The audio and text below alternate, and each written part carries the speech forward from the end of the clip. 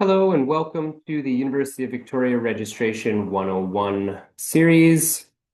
Thanks for joining today. Before we get started, I'd like to share that we at the University of Victoria acknowledge and respect the Lekwungen peoples and whose territory the University of Victoria stands, and the Lekwungen and Wasanich peoples whose historical relationships with the land continue to this day. We're grateful to live and learn on these lands and can't wait for you to be officially welcomed to the territory when you join us in September. I'd also like to say, congratulations, you did it. You've worked hard through high school and received a conditional offer of admission to UVic. You're on the edge of a new adventure that will shape your future and provide the knowledge, skills, and tools you'll need to succeed in today's world. Wherever you're from and whatever your future plans include, I'm confident that you'll find everything you're looking for at UVic. A beautiful campus, a community of new friends for every corner of the world, and world-class academics and co-op work experience that will prepare you for a successful career. Keep up the great work. We look forward to welcoming you in the fall. We're going to cover a few things in today's presentation, including the academic requirements that you need to be aware of for your degree, program planning and course registration, supports and resources that are available to you, immigration documents and study permit information, working health insurance and housing information, as well as some tips and info and resources for arriving in Canada. Hopefully you have signed up for a Netlink ID. Most of you probably have. You will need this to submit your acceptance deposit. And once you submit your acceptance deposit, you will receive a provincial attestation letter from UVic, which is what you will need to submit with and along your other documents for your study permit. You also need to accept your deposit so that you can register for classes and to receive a housing assignment. Let's chat a little bit about the academic requirements. At UVic, you can be a full-time student or a part-time student. Full-time students need to study a minimum of 12 units in fall term and spring term combined, with a minimum of 6 units in a 4-month term. So you need to study 4 courses per semester in the fall term, spring term. You do not necessarily need to study in the summer session, as it is a scheduled break. For graduate students, the full-time definition is a minimum of 3 units in a single term. Most of you will be finishing high school and need to send us your final grades. You can arrange for your final grades to be reported or submitted to UVic at the end of June. Final transcripts must be sent directly to UVic from the issuing institution or Ministry of Education. Electronic methods are preferred. Documents can be emailed by the institution to transcripts@uvic.ca. And then for students from the US, documents can be sent via Parchment or Squire. Students completing an IB or AP curriculum will need to arrange for the International Baccalaureate Organization to send their transcripts, or for the College Board to send their AP results.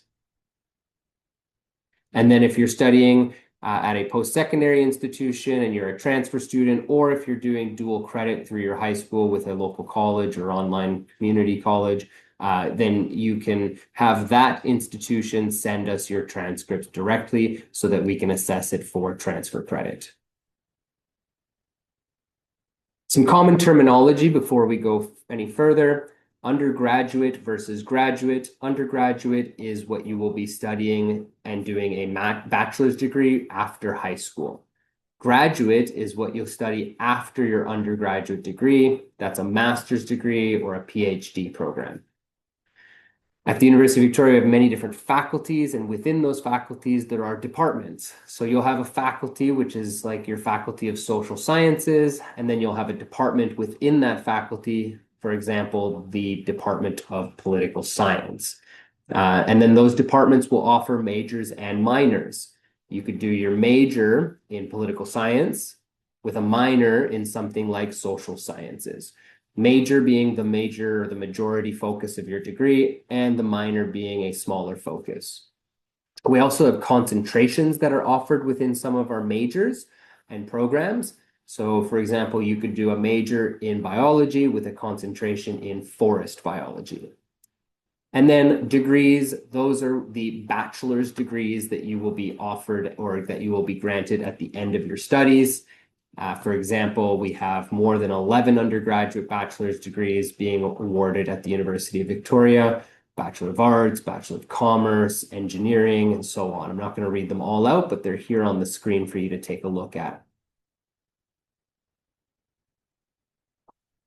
Now, when you're planning your degree, you want to be aware of university requirements. So, for example, a big one is the academic writing requirement. This is a requirement for all students at the undergraduate level before they graduate. They must take an AWR course. It's not a requirement for getting into the university, but it is a requirement for graduating from the university. Specific course requirements for your program, which we'll go through as well, and then additional requirements may be needed. So for example, some programs, it is required to complete a certain amount of co-op before you graduate. And you can see all of these requirements within the degree section on the academic calendar. The academic writing requirement, the AWR, which I said is a requirement for graduating from UVic, is something all students must complete. Now, you can get credit for an AWR course. That will be something based on if you've taken an IB course or an AP course or maybe a course from a college, and you get credit for the AWR course at UVic, then you would not be required to register in one of these courses and complete one before graduation. Otherwise, you will. Something else that you need to be aware of if you are in a math-heavy program and you have not completed grade 11 or 12 math through a Canadian curriculum high school, you will most likely need to do a math pretest. This is organized for September, and emails will go out to students in August arranging for the 1-hour test to be written. This is not something to worry about. It just makes sure that we know that you are in the right math course and starting with the correct level of fundamentals for your program. Now let's chat a little bit about program planning. And before we do so, some common registration terminology. Program versus course. Your program is like your major, so you're in the biology program, for example, and the course you might be taking, molecular biology 100 as the course. Required versus elective courses. Well, each program will have a certain number of required courses and then a certain number of elective courses as well. Required being courses you must complete for graduation, elective courses being courses that you can pick and choose from other faculties or departments on campus and sort of plug them into your degree throughout the years. Units are how we count our courses at UVic. Many institutions use credits. Many institutions will give 3 credits towards one course or completion of one course. We give 1.5 units for completion of one course. Prerequisite and co-requisite. Prerequisite meaning something that you need to complete before you're able to register in a course, and co-requisite meaning you can register in 2 courses in the same semester. Now, sections are basically time blocks where the different courses or the same course is being offered. So for example, you might have biology 100 offered on Tuesdays and Thursdays at 8 a.m., but you might also have biology 100 offered on Mondays and Wednesdays at 2 p.m. And so you're able to choose which section of that specific course you want to take. We also have lectures for all of our courses, but then you must apply or must register for the lab or tutorial that is associated with that lecture. Not all courses will have a lecture, a lab, and a tutorial, or a lecture, lab, or tutorial. But if your course does have a lab or tutorial, you need to register for both the lecture and the additional lab tutorial. Each course has a CRN, which is a course reference number. It's just kind of a code for that course. And it is helpful for when you're planning your registration, which we'll talk a little bit about moving forward. And then full-time and part-time we already discussed, but you can be a full-time student or a part-time student. For those of you that are visual learners, here is a diagram sort of explaining the prerequisite, co-requisite, your course, and then also how courses are have a lecture, but then also sometimes a lab or tutorial attached with them. Some important resources when you do start planning your program and your registration is the program worksheets page, and I will talk about that on the next slide.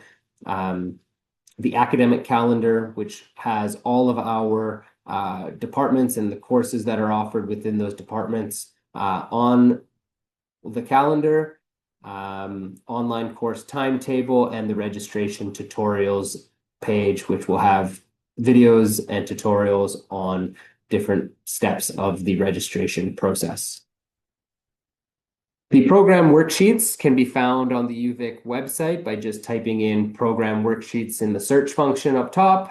It will bring you to a page that looks like this. You can search your program by typing in the name of the program or by sifting through the different faculties.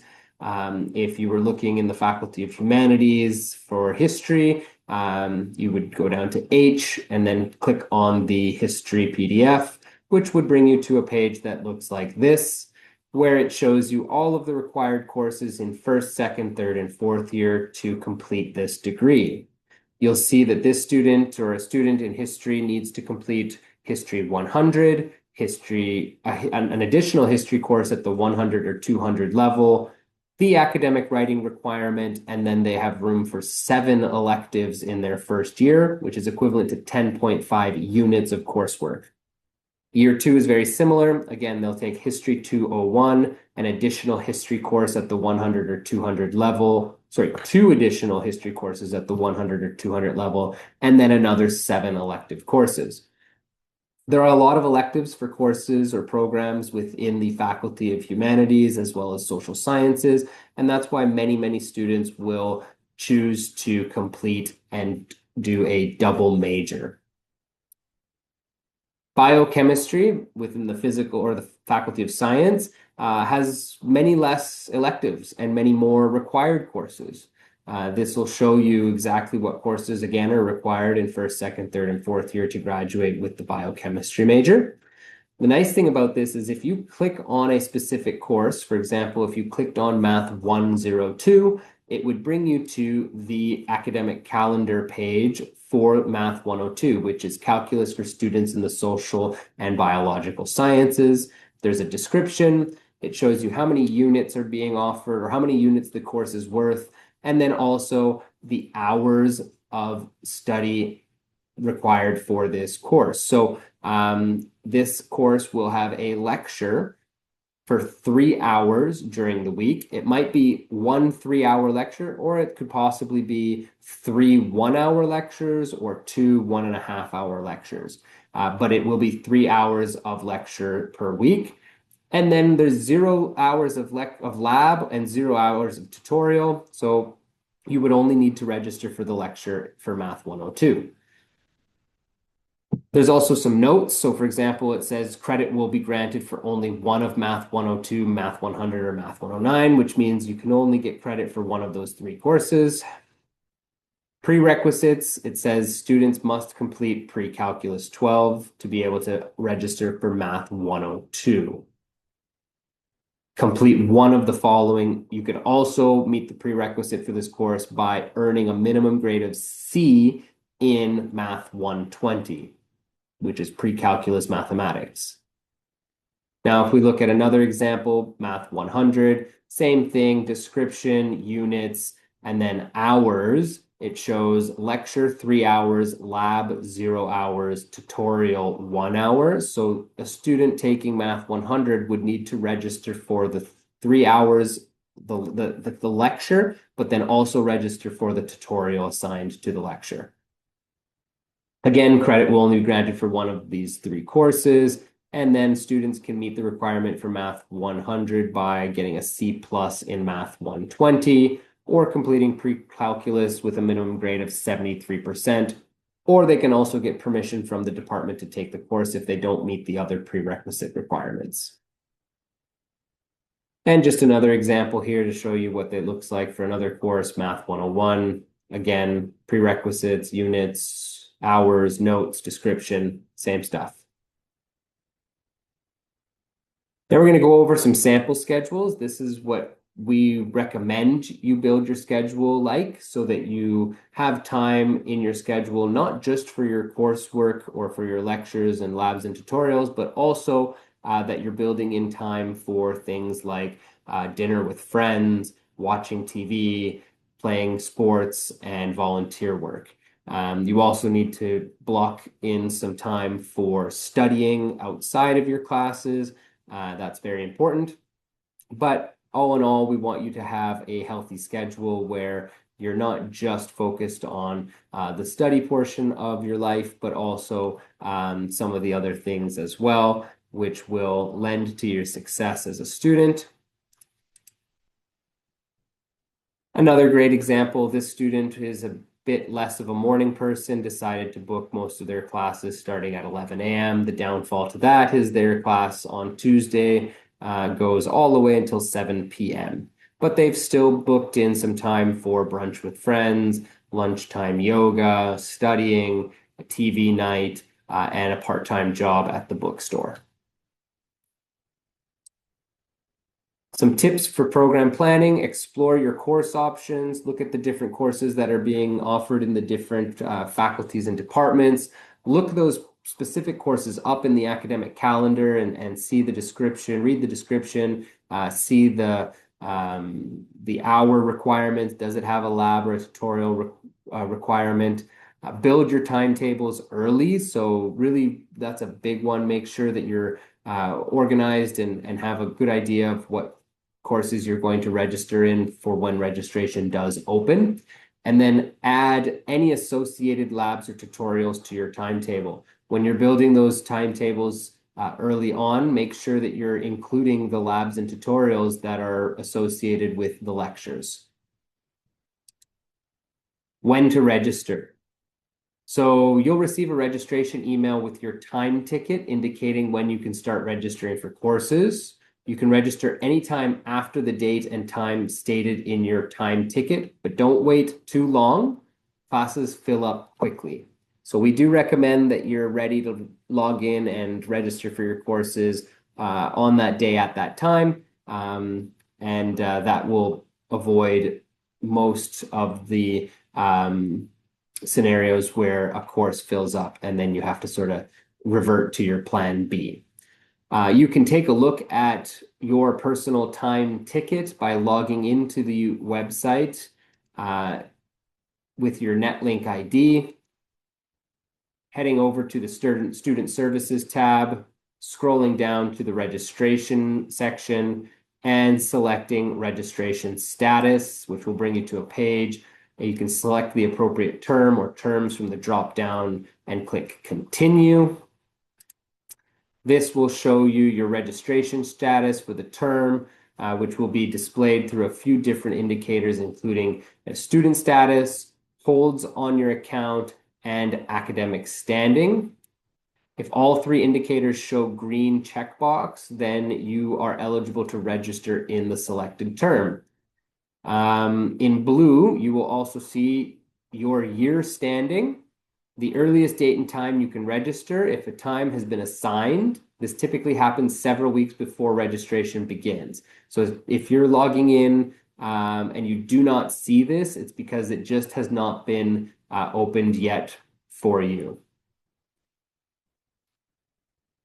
When do you register? Well, first you need to submit your acceptance deposit if you haven't done so already. Check your preferred email account often to see if you're getting that email for your time ticket. You can visit the online tools to check your registration date and time ticket as well on the website. Visit the uvic.ca timetable for timetable, and then course registration will open mid-June. How to build a course plan. Where to look. Again, the academic calendar is a great resource. You'll be able to see all of the different courses when they're being offered throughout the semester, but then also the course timetable, which will be published or has been published as of May 15th. The course timetable lists all of the sections of a course per term, including when the course is offered, what format it is offered in, and how many seats are remaining. Before you start building your plan, it's helpful to search for classes and familiarize yourself. Go to your online tools, select Student Services, and choose Search for Classes under the registration header. Select the appropriate term and click Continue. Enter one or more subjects or leave the subject field blank to search all subjects. Then enter a course number, or again, leave this field blank to search all courses within that subject area. You can also use a wildcard character to search using a partial match. For example, to search all courses at the 100 level, enter a 1 and then a percentage character. This will bring up all the 100 level courses for whatever subject area you're searching. The delivery mode filter can be used to search for a specific course delivery mode, including online courses. A number of other filter criteria are available through the advanced search. When you're ready, click the main search button. It will bring you to a page like this. You can click on the specific course, and that will bring up a more detailed pop-up window with details of the class, including instructional method. You'll notice this class is delivered fully online. Most of our courses, though, are offered in person, but it is a good way to see what the instruction method is. This tab will provide a direct link to the academic calendar where you'll find a description of the course. It will open a separate tab on your browser to view the calendar, so you won't have to worry about going back and forth. You can explore any of these sections like class detail, which is open here. Returning to the search results, the section status column will display the number of seats available and, for courses at capacity, the number of spaces remaining on the waitlist. You may also see results that show both open seats and students on the waitlist. In these cases, the open seat or seats are reserved and have been offered to the students at the top of the waitlist. Courses with linked sections, such as labs or tutorials, will show a linked flag. You can click the View Linked button to see the associated sections. If you're planning to register in a linked course, make sure you add each of the required sections. For most courses, this will be a lecture and either a lab or tutorial. To begin another search, click the Search Again button. When you're ready to build a plan, go back to your online tools, select Student Services, and choose Plan Ahead under the registration header. Again, select the appropriate term and click Continue. You'll be presented with a list of any plans you have already saved. You can save up to 5 course plans per term, and existing plans can be edited or deleted as needed. Click the Create a New Plan button. Begin searching for courses. You can use the filters to narrow your search by subject, course number, or delivery method. Search results are presented in a grid. Keep in mind there may be multiple pages of results depending on the search criteria used. Click the View Sections button to view all lecture, lab, and tutorial sections offered for a course.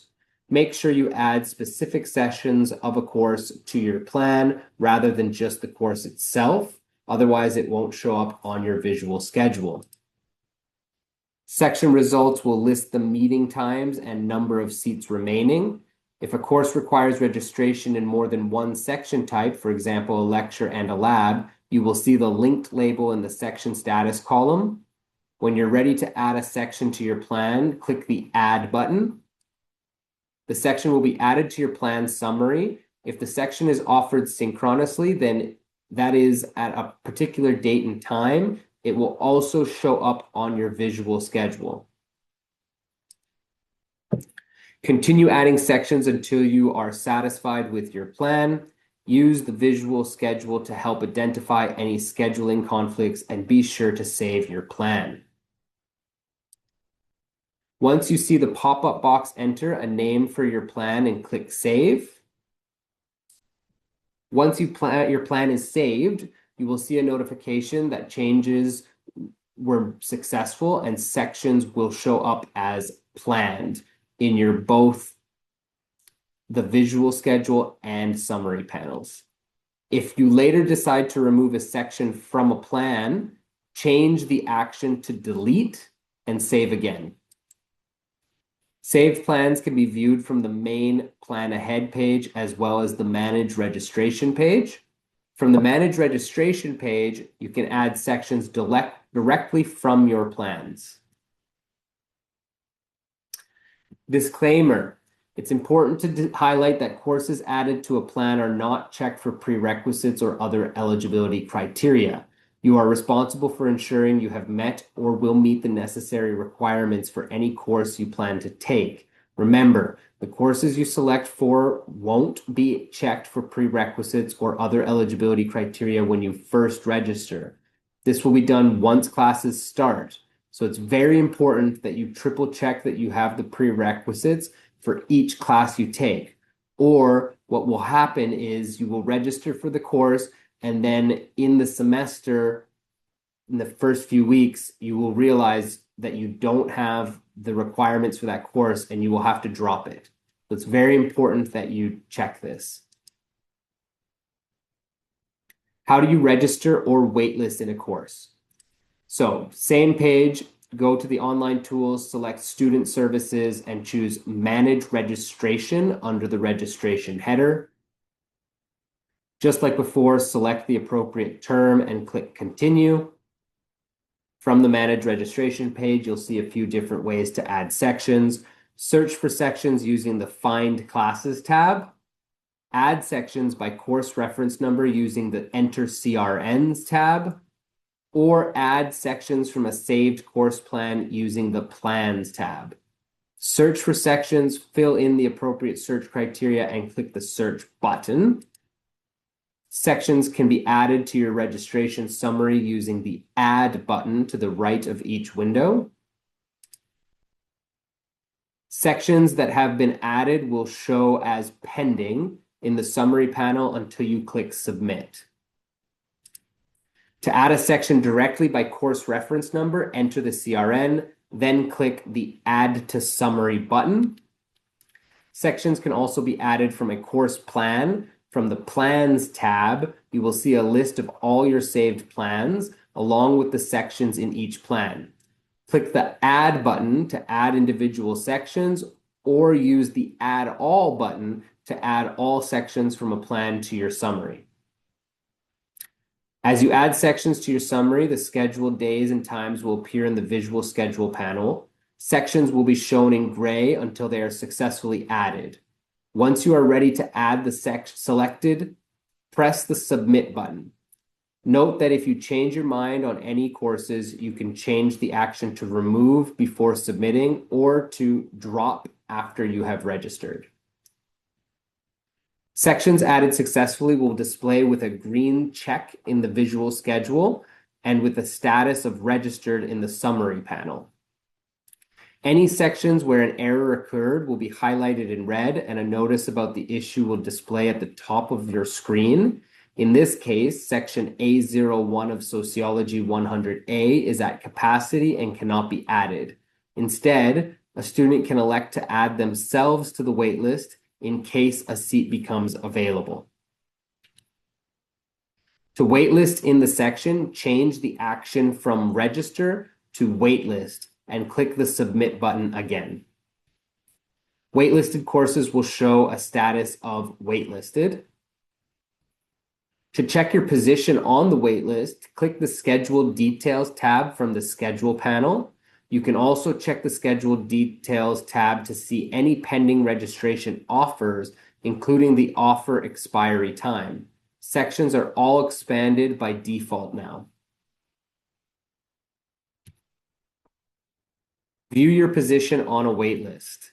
To do this, you'll go back and check go to your online tools page, select Student Services, and choose Current and Past Schedules under the registration header. The steps we're about to walk through can also be completed from within the Manage Registration page if you prefer. From your Schedules page, make sure you have selected the appropriate term in the term drop-down field. Waitlisted courses will show a status of waitlisted. Here, Anthropology 200, section A01 has been waitlisted, while all other sections are fully registered.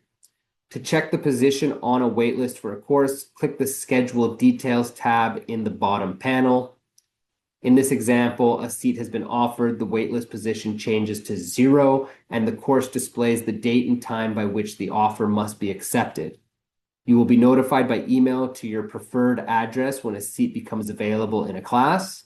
If you do not accept by the stated time, you will be dropped from the waitlist and the seat will be offered to the next student on the list. Prior to the start of term, you will have 47 hours to register. Once term begins, you must register within 23 hours. So how do you respond to a registration offer? If you need to set your preferred address, navigate to Online Tools and select Profile, Address, Phone, and Email under the Personal and Account Profile header.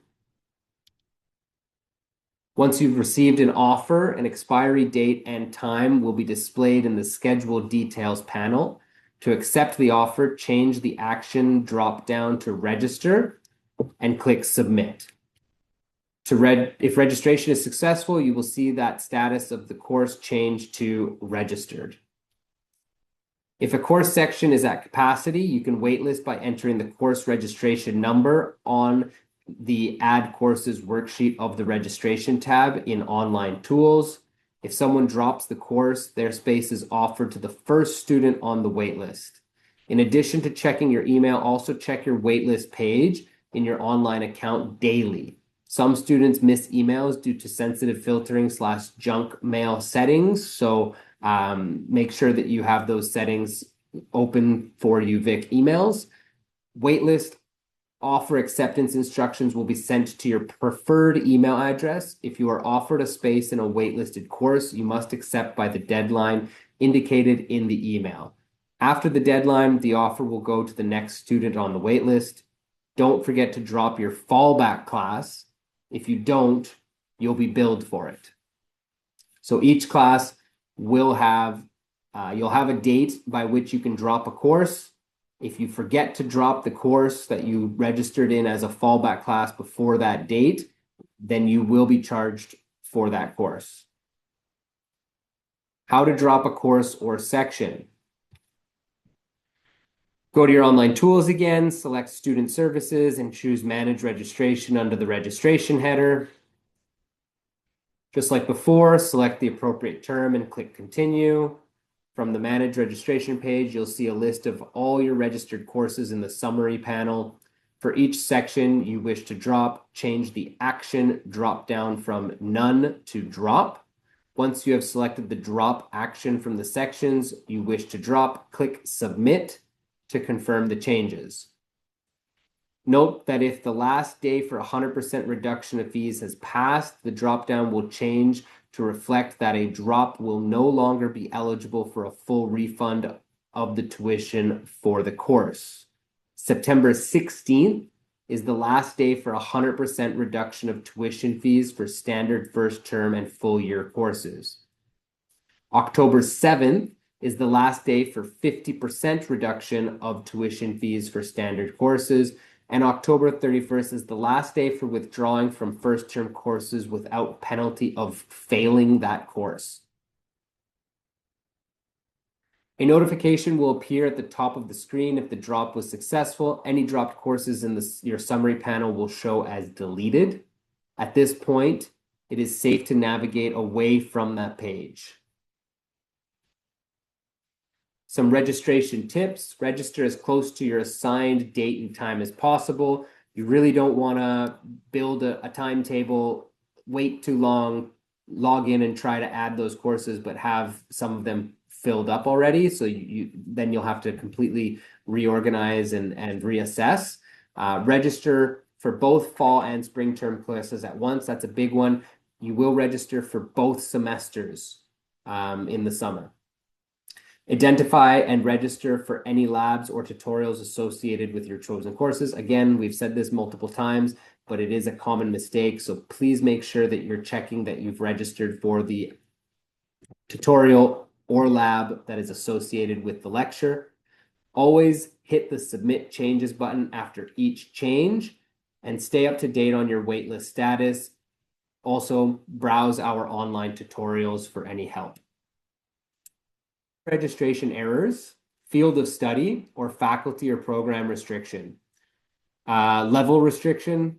So you might not be a second year student trying to level for, and you're trying to register for a second year course. So that's like a year standing restriction. Prerequisite warning or error. You might not have the correct prerequisites for a course, and that might come up. Department permission is required. Sometimes you need to get permission from the department to take a specific course. Sometimes courses are only open for certain faculties during specific dates.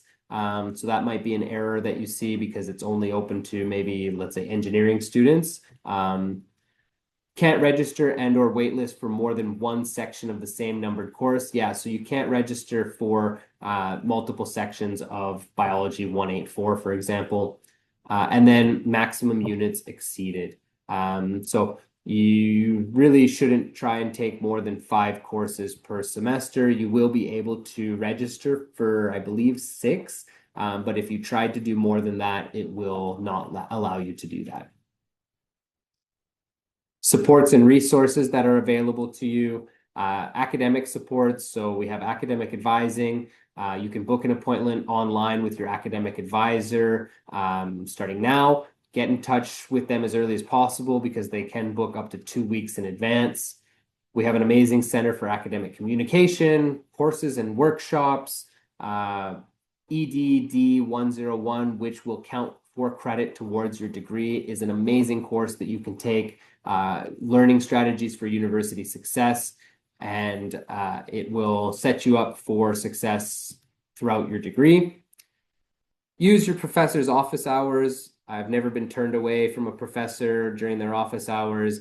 It's a great way to meet professors and to get to know them a little bit more, but also a fantastic way to ask for help and to get sort of some more one-on-one help from a professor. Registration help, if you are struggling with registering, something's going wrong with the computer, the systems, you can always email studentsupport@uvic.ca, or you can call them at 250-721-8121. Other supports: International Center for Students, ICS, UVic Global Community, our Center for Accessible Learning, CAL, which is a great department that works with students who might need accommodations throughout their degree. Get in touch with them as soon as possible. They'll help you with that. We have counseling and health services. We have McPherson Library Learning Commons. They have different tutoring services available, drop in for help with specific like math courses and stuff like that, as well as conversation cafes to go and meet with upper year students. There's lots of different initiatives to network and to get help from other students and or staff on campus. The ICS team is fantastic, especially for you international students. They are available 9 a.m. to 4:30 p.m. Monday through Friday. You can contact them by phone or email on the screen there. They are located in the Jamie Castles building on floor 2. We also have they are the people that you would chat with for the exchange opportunities, international student advising, and global community. You can email these different emails for questions on those different areas. For international student advising, so we provide information and resources on non-academic matters, including topics like immigration, housing, social insurance numbers and income tax, identification documents, connecting to the community. So there's lots of support for immigrating to Canada and for getting ready for living here. Some stuff that you might need to know. Immigration documents. If you are not a Canadian citizen or permanent resident, you must obtain appropriate immigration documents and abide by their conditions. Most of you will need a study permit because you'll be studying an undergraduate degree, which is over 6 months in length. Most of you will also need either a temporary resident visa or electronic travel authorization to enter Canada. U.S. citizens and permanent residences are exempted from this. For more information about immigration documents, visit the ICS website at uvic.ca/ICS. The study permit application, you will need to apply for a study permit as soon as possible. So as soon as you get your provincial attestation letter and letter of acceptance from UVic, you'll need to do your biometrics requirement if applicable, as well as your medical exam requirements if applicable. And then you can contact icsinfo@uvic.ca if you have any questions about the documents you need for your study permit applications. Full-time enrollment, studying and working in Canada. Study permit conditions, active enrollment in regular academic sessions, and authorized leave no longer than 150 days may be allowed. Many students choose to work while studying, which can be a great way to gain experience and explore different career paths, especially if you're hoping to work in Canada after finishing your UVic program. To help you understand the rules around studying and working, ICS has the immigration team, which is comprised of regulated international student immigration advisors, known as RISIAs, and regulated Canadian immigration consultants, known or called RCICs. These licensed professionals can give guidance based on your specific program. We would like to highlight a few important points about how your enrollment status affects both your study permit and your eligibility to work. This information has been prepared by the licensed immigration practitioners at the ICS and we are sharing it on their behalf. If you have any questions about this information, please make sure to contact the ICS, as we in recruitment are not licensed, so we won't be in a position to answer them. First, enrollment and your study permit. You're allowed to study part-time or full-time during regular academic terms. As a condition of your study permit, you are required to actively pursue your studies and maintain active enrollment at UVic. If you need to take a leave during a regular academic term, you should contact the International Center for Students, as not enrolling at UVic can impact the validity of your study permit. In certain cases, it may be okay to take an authorized leave of absence that is less than 150 days, but your eligibility to work will be impacted. Next, working while you study. Your study permit may also allow you to work in Canada, but only if you meet certain eligibility criteria. If you want to work on your study permit, one of the requirements is that you must be a full-time student. If you meet certain requirements, you may also be eligible to work during scheduled breaks in your program, or if you are enrolled part-time in your final term. Remember, the full-time definition we went over earlier. I'll remind you on the next slides. It's really important to use this definition when planning your courses because immigration rules rely on it. There are several other conditions you will need to meet in order to be eligible to work on or off campus using your study permit. So it is important that you connect with the immigration team to assess your eligibility to work once you arrive in Canada. Please note, you cannot start working in Canada until you have started your full-time studies at UVic. Finally, post-graduation work permits, or PGWPs. Being a full-time student is also one of the eligibility requirements for the PGWP. Our colleagues in the ICS asked us to highlight that in order to qualify for a PGWP after completing your program, you must have maintained full-time registration in all academic terms throughout your entire program of study at UVic. That means your course planning during your program, even from the very beginning, can directly affect your options after graduation. However, full-time status is not the only requirement. In general, to be eligible to apply for a post-graduation work permit, you must complete a qualifying program in Canada that is 8 months or longer in length and complete 50% or more of your program in person in Canada and maintain full-time status during your regular terms, with the possible exception of your final academic term or an authorized leave of 150 days or less. If at any point in your studies you are considering taking time off or studying part-time, please make sure to consult with the immigration practitioners at the ICS so that you can understand the implications for your PGWP eligibility and make an informed decision. For immigration purposes, you should refer to the UVic calendar definition of full-time, which is 6 units per term, as I mentioned before, or 12 units per winter session. Depending on the program you are studying, summer may or may not be considered a scheduled break. This follows the academic calendar. And then again, for graduate students, the full-time minimum is 3 units in a single term. Resident Services will send room offers via email between May and August. Qualifying first-year guarantee students can expect to receive their offer before the end of June. If you receive a room offer, please note that it is time sensitive. You will have 3 days to accept your offer by completing the following: paying the $1,000 acceptance fee, paying the $250 security deposit, agreeing to the 2026-2027 residence contract terms. If you are 18 years of age or younger, a parent guardian must also agree to the residence contract terms. If you do not accept your room offer within 3 days, the offer will be canceled and offered to the next student. If you are 18 years of age or younger, a parent guardian must also agree to the resident contract terms, as I mentioned. Qualifying first-year guarantee students can expect to receive their offer before the end of June. Off-campus housing, if you can also find your own rental accommodation through a number of sources. And if you go to the uvic.ca/off-campus housing webpage, you will find a list of resources and hot tips and tricks. Health insurance. All students are required to have comprehensive health coverage for the entire duration of their studies.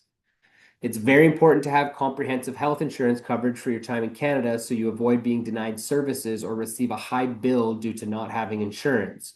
Comprehensive health includes having both a primary and extended coverage.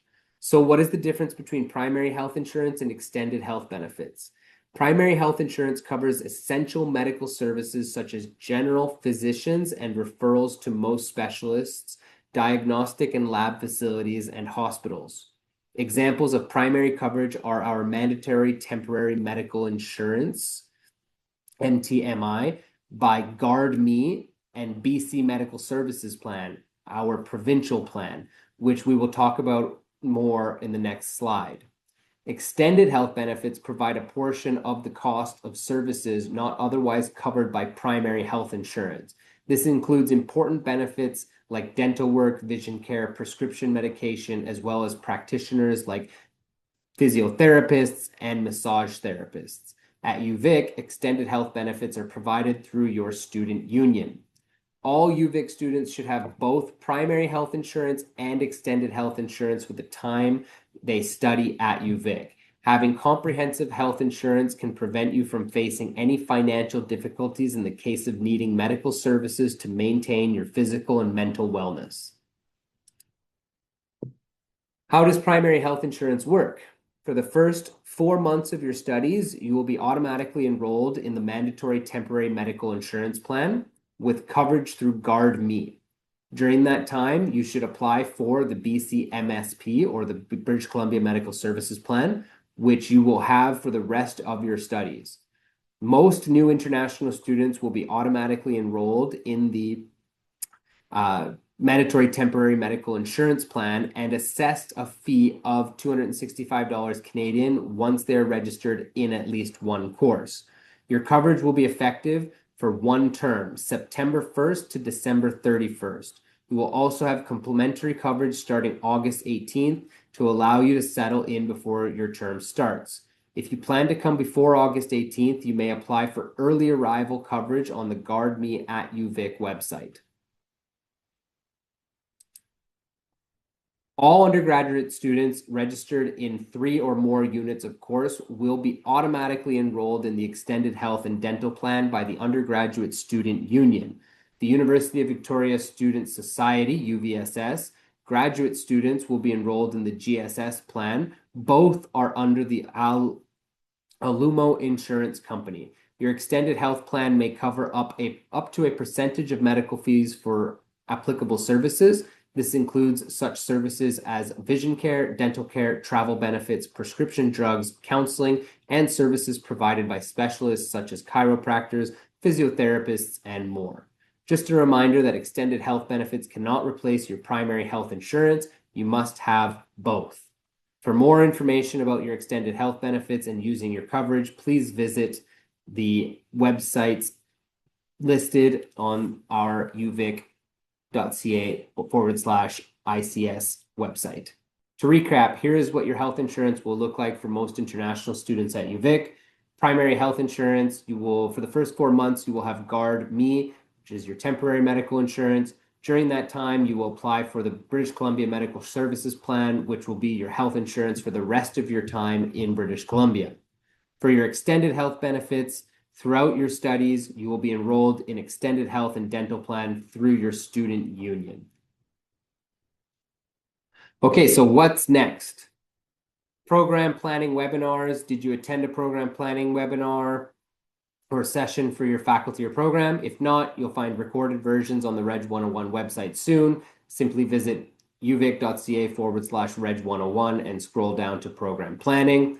If you don't see your faculty or program listed, we encourage you to watch the Tri-Faculty video, Humanities, Sciences, and Social Sciences, as the information is relevant to most faculties. UVic Bound, which is a pre-arrival program. If you have paid for your UVic deposit, you are invited to join the International Center for Students' UVic Bound program. This program will connect you with current students and various support services and programs on campus to make the most of your learning with us. It aims to help you build your community and connect with student leaders who were once new international students at UVic like you. If you have questions about this pre-arrival program, feel free to contact icsinfo@uvic.ca. All new students are encouraged to watch the 4 videos in the series before the fall term starts. This is the new Student Essentials Program series. The series will launch early July. Students will receive an email from the UVic Student Life team about these videos. A 4-part video series highlighting resources, locations, and services on campus that support student life at UVic. You'll learn tips and tricks from current students about navigating your first year as a UVic student, what to expect at UVic inside and outside the classroom, and what UVic supports and services are available to you. Each video is approximately 10 minutes long, so it's less than an hour to do all 4. We also have an amazing international student orientation team. August 24th to August 28th, we will be running online information sessions. August 31st to September 11th, in-person programs. And then September 3rd is the International Student Welcome event. More details and information on registration for these sessions will be shared in July. Leading up to and arrival, students can expect some emails from the orientation team sometime in July outlining UVic orientation information. You can visit the uvic.ca/orientation website to sign up for different events and activities. Students will also be invited by email to sign up for either the Sunday or the Monday residence move-in day.